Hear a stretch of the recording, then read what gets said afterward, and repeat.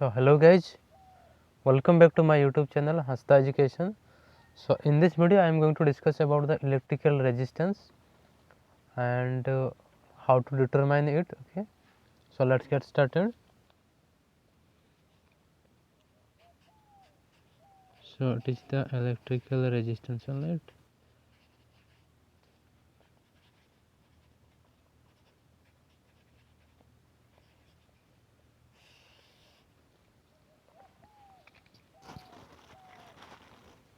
So let's see what is a electrical resistance, alright.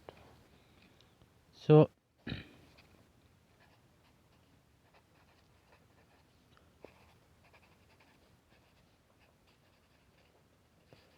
every substance has a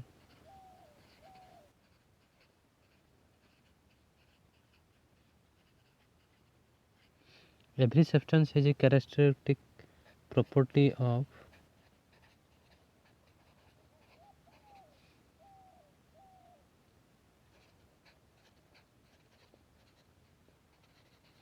opposing the flow of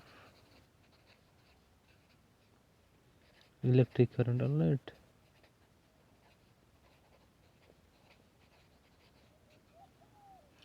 Flow of electric current, or you can say that flow of electrons. Okay,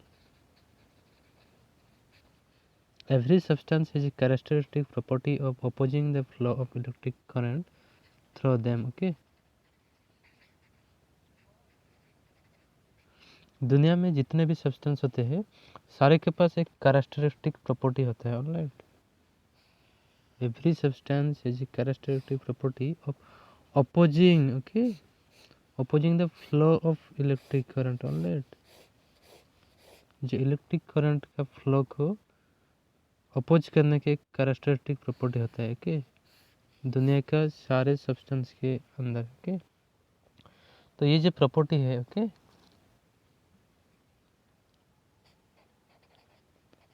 this property, okay, this property of opposing, okay,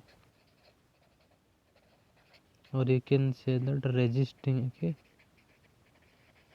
resisting the flow of electric current, okay,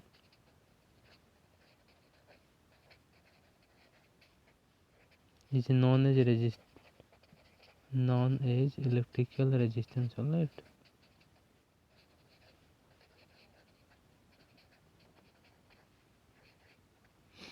This property of opposing or resisting the flow of electric current is known as electrical resistance. Okay, दुनिया में जितने भी substance होते हैं सबके पास एक characteristic property होता है opposing the flow of electric current. Okay, electric current का फ्लो को रुकने का एक कैरेक्टरिस्टिक प्रॉपर्टी होता है.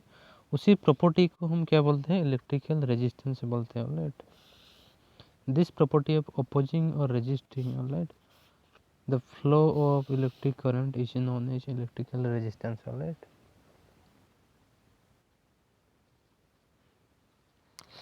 और इसको कैपिटल आर लेटर से डिनोट किया जाता है. Okay, this is denoted by the capital R, alright.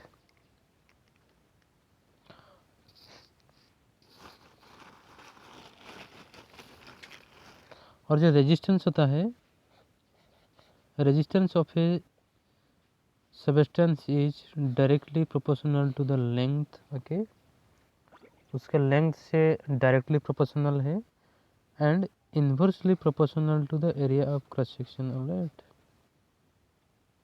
किसी एक सब्सटेंस का जो रेजिस्टेंस होता है that is directly proportional to the length of that substance and inversely proportional to the area of the cross section. Okay, मान लेते हैं ये है इक्वेशन नंबर 1 और ये है इक्वेशन नंबर 2. ओके, अगर मैं इन दोनों इक्वेशन को कंबाइन कर दूं तो क्या हो जाएगा? R will be directly proportional to L upon A. Okay, तो ये अगर प्रोपोर्शनलिटी साइन को अगर हटाऊँ तो यहाँ पे क्या आ जाएगा? एक कांस्टेंट आ जाएगा. ओके, तो आर इक्वल्स टू मैं लिख सकता हूँ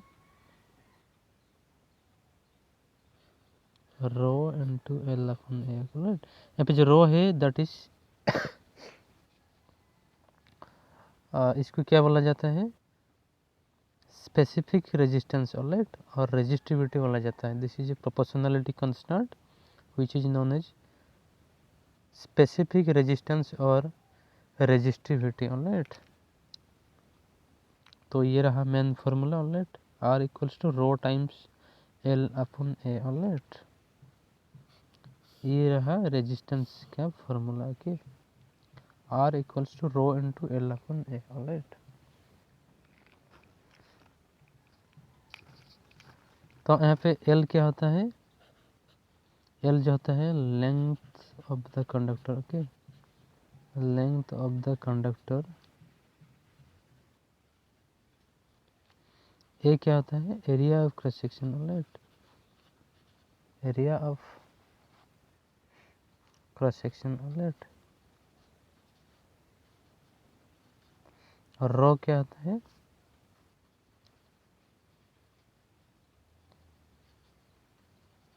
proportionality constant alright, rho is the proportionality constant, okay. ये जो रो होता है इसको हम रेजिस्टिविटी भी बोलते हैं ऑलराइट, रेजिस्टिविटी या फिर specific resistance alright, specific resistance भी बोलते हैं, ओके। ये किस पे डिपेंड करता है, depend on the property of material alright, ये इंडिपेंडेंट ऑफ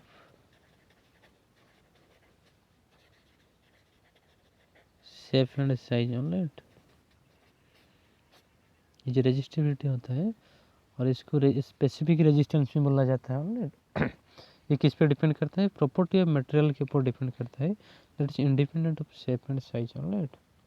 तो ये रहा रेजिस्टेंस के लिए फार्मूला, ओके। तो आइए इस फार्मूला को एक्सपांड करते हैं थोड़ा। तो मेरे पास ये फार्मूला था, that is how much, R equals to rho times of L upon A alright. अगर इस फार्मूला में दोनों तरफ वो लेंथ मल्टीप्लाई कर दूं तो ये हो जाएगा कितना, it will be rho into L square upon, यहाँ पे भी मैं लेंथ मल्टीप्लाई करूँ और यहाँ पे भी लेंथ मल्टीप्लाई करूँ, ओके। सो एल स्क्वायर है क्या, और नीचे क्या हो जाएगा, area into length, okay, area into length क्या हो जाएगा, वॉल्यूम हो जाएगा। तो इसका ये एक अनदर फार्मूला है ऑलराइट।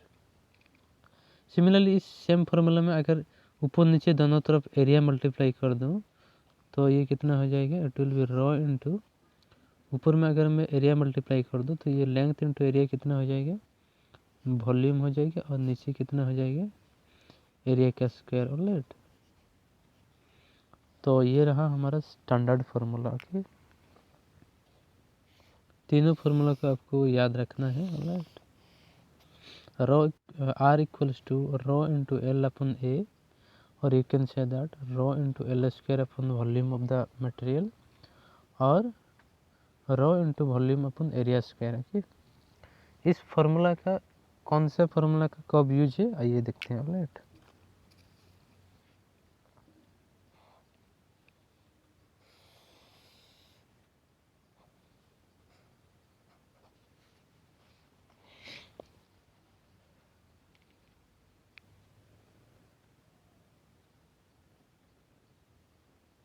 तो जब किसी एक वायर को स्ट्रेच किया जाता है ऑलराइट,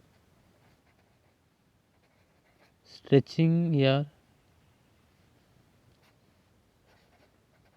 कंप्रेस किया जाता है किसी, ओके, स्ट्रेचिंग या फिर कंप्रेशन जब किया जाता है एक वायर को, तो उसी केस में क्या होता है उस वायर का लेंथ और एरिया चेंज होता है ऑलराइट। लेकिन उस केस में क्या होता है, जो वॉल्यूम कांस्टेंट होता है, okay.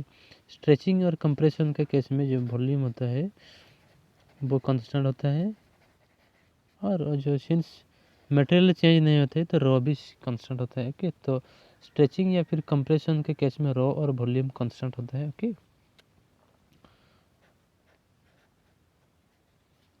So rho and V are constant, okay, in case of stretching, alright. So you have to apply this formula, okay, since rho and volume are constant, or we can say that this formula you can apply, okay.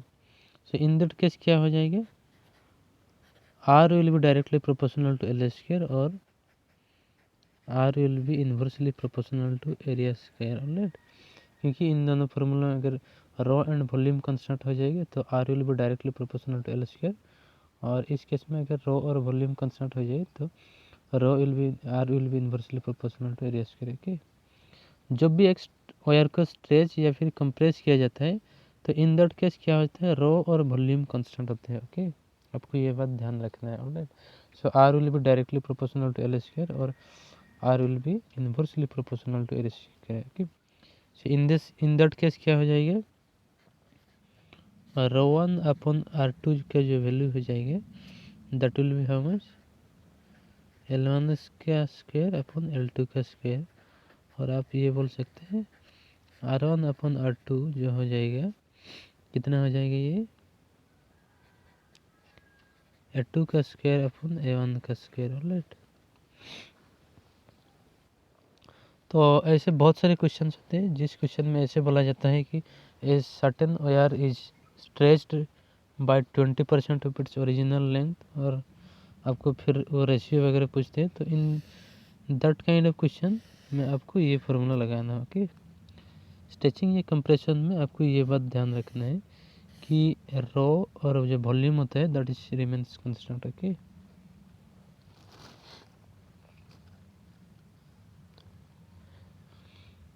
उसके बाद ये देखते हैं second case, okay. Second case में क्या होता है, cutting of wire, okay.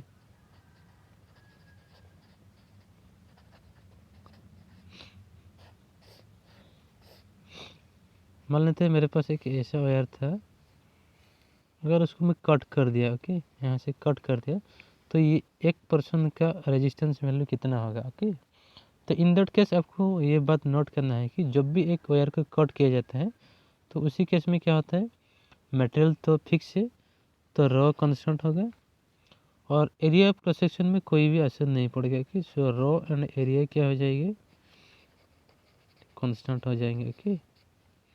ये कटिंग ऑफ वायर के केस में, ऑलराइट. तो अगर रो और एरिया कांस्टेंट है, रो और एरिया कांस्टेंट है, तो इन दैट केस हमारा जो रेजिस्टेंस हो जाएगी क्या हो जाएगा, resistance will be directly proportional to area और resistance will be directly proportional to volume, okay. So हम लिख सकते हैं R1 upon R2 will be how much, L1 upon L2, और हम लिख सकते हैं R1 upon R2 will be how much, V1 by V2, okay. This is the very important formula. Cutting के केस में ये होता है, ओके, जब एक वायर को कट किया जाता है, ओके.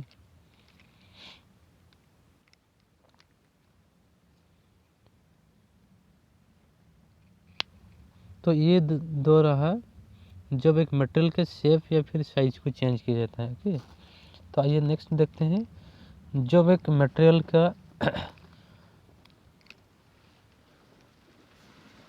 जब एक मटेरियल को चेंज किया जाता है तब तो क्या होता है, ऑलराइट.